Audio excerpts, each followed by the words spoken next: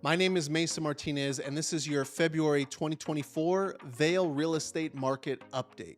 I want to give you some background on the market we just came out of and what we're experiencing now, because this will help lay the foundation for what I explain about our local market here in Vail. Now, the winter of 2023, we'll call it from October to December, was historically slow, and it always is for Tucson. There's nothing new there. But you couple that with the Fed announcing rate hike after rate hike, and that brought the housing rates up to higher rates than we had experienced over the last probably 10 to 20 years. Now, if you look at the numbers, and what my opinion and prediction was that after the new year, we always see an uptick in activity.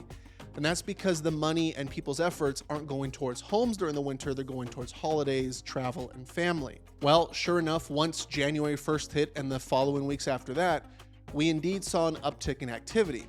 And historically, we always know that because the closings and the amount of homes sold in February, March, April, and May are always higher, which indicate consumers, both sellers and buyers, re-enter the market once the new year comes and goes. Now you couple that projection with the Fed coming out and announcing that they're done taking rates up, that they're actually going to pause the rates, and that they're expected to cut the Fed rate a couple times in the next few quarters. So that was some very much welcomed relief for the housing market specifically.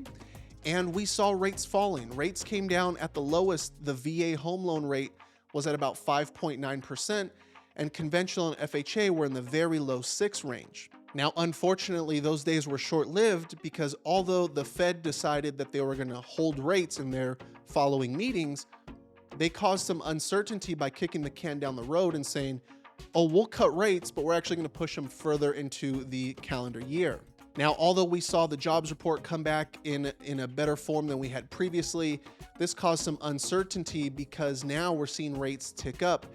And as of the most recent numbers that I have, the conventional loan is up near 6.9%, FHA is about mid-sixes, and the lowest is VA loan, I think at about 6.2 or 6.3%. Now, personally, I was a bit disappointed to see the rates start creeping up, and they've been creeping up quite aggressively because I was hoping for some relief in the market.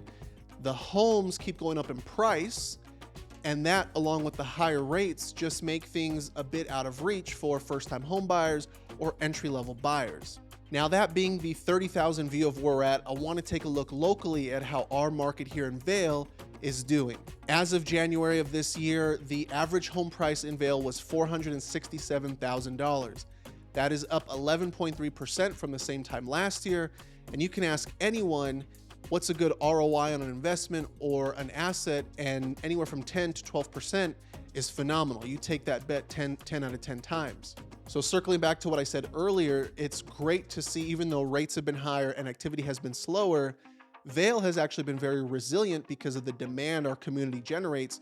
We've actually seen great increases in our home and property values here in Southeast Arizona because of the demand that is still present in this market. One number that probably isn't as widely shared is the price per square foot, and that's right at about $213. This is up about 16% from the same time last year. I think it's cool because you can compare that number to other markets or other zip codes, and Tucson 85641, Vail, again, is a bit more resilient than we might see in other markets or other zip codes. Now, the next two numbers I want to share, I always couple them together because I think they're important to keep them aligned with each other. That is going to be the months of supply that we have, as well as the days on market that a home sits before they get an offer. Now, when I say months of supply, and as of this past month, we're at 5.48 months, so about 5.5 months of supply. That means if today there were no more homes put on the market, it would take almost 6 months for all the homes to sell and there'd be zero inventory.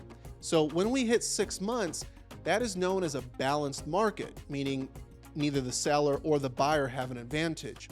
We're kind of in that sweet spot to where it's what I would call, in my opinion, a fair market or a balanced market. But here's the interesting thing. Even though rates are higher and the market's a bit slower, and this is specific to Vail, and this is a number that I quite like, is the days on market. How long is your home sitting before you can expect to get an offer?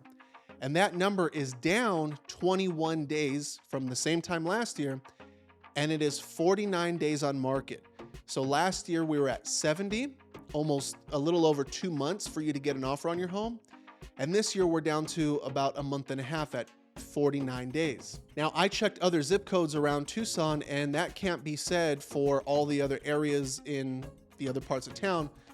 This is unique to Vail because it's showing, regardless of where the economy's at, buyers are still buying here in Vail and the Southeast, and sellers are getting offers quicker than in other parts of the town. Now, as a whole, there's about 250 homes for sale right now, and about the same amount for last month. So for all of Vail, for all of 85641, there's about 250 homes on the market ready to buy. With homes hitting the market, we have homes closing and leaving the market. This number as of last month was at 46 closed homes here in Vail. Now that is up 27.5%. Again, this is another indicator that we're up almost 30% because we're still selling homes in this area. There's still demand for Vail. So sellers, you're still seeing good activity, and buyers, you might be facing some form of competition while you're shopping here in Vail. Now, lastly, I think this one is important for both sellers and buyers, but really more so sellers, because it helps set an expectation of price and what you can expect to receive from your list price compared to what your sold price is. Now, this next piece is important to both sellers and buyers, but in my opinion, more so sellers. This helps set a realistic expectation of what you can expect to receive when it comes to an offer. And this is what you list for versus what you receive in an offer after you've sat on the market for a certain amount of days. Now, this number starts at 0, and if you receive 5% over list price, you're getting 5% more over your asking price, an over ask offer.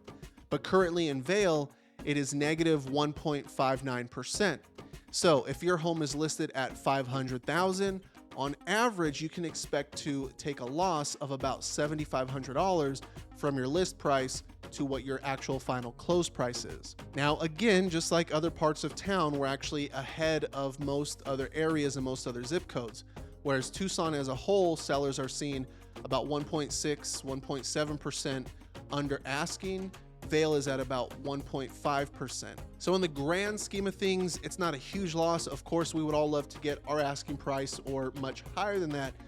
But for sellers, the expectation is, because we're in such a balanced market, you're probably going to concede just a little bit on your asking price to put a deal together and get an offer that you want and you're comfortable with. The next bit of information I want to give you is how certain price points perform here in Vail. Now, although I'm not going to give you all of them, I'm going to point out 3 important ones that might be important to you and what you can expect to see as both a seller and a buyer. By a mile, the most competitive price point is going to be anywhere from $300,000 to $400,000. And my assumption is this is a very entry-level home price. This is where a lot of families who might be entering their first home or stepping up into their second home, this probably fits their needs. And here in Vail, you actually still get quite a lot of house, anywhere from 300 to 400. Although homes in the 300 side are getting more rare because home values are going up, you can still find some good ones in the 280, 290, and 300 range. And this is specific to single family homes. I'm not talking about condos, townhomes, or manufactured or mobile homes. The most resilient price point, where you don't see a lot of fluctuation, where sellers are actually getting the most dollars on their asking price, is the $600,000 to $700,000 price point. Going a little bit deeper in that price point, $600,000 to $700,000, sellers, you're not seeing as much competition, and you're seeing some more serious buyers, and you're not taking as big of a hit on your asking price compared to what you're closing at. Now, lastly is where we see the most fluctuation or the most change when it comes to ask price versus listing price, and what you can expect as a seller for competition. And that is going to be your $900,000 to $1 million.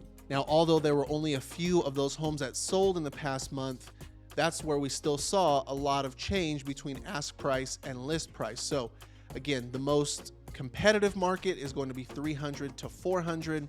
The most stable market and price point is going to be 600 to 700,000. And the one where we see a lot of fluctuation, a lot of change, is going to be 900 to $1 million. I hope you enjoyed this market update. I'm a big numbers and data guy, and I really like tracking this stuff because it gives us a good idea of where we might be going. Now, there's a lot of outside influences, but we have 100 years worth of data to look at and see how our areas performed, and we can make an educated guess on where it's going. If you are serious about buying or selling in Tucson or the Vail area, I would love to help. My family's here, we love it here, and I would love to give you any advice or any information that I could. Even if you're just curious about the market, feel free to reach out. I'm Mason Martinez. Thank you guys for watching, and I will see you next month.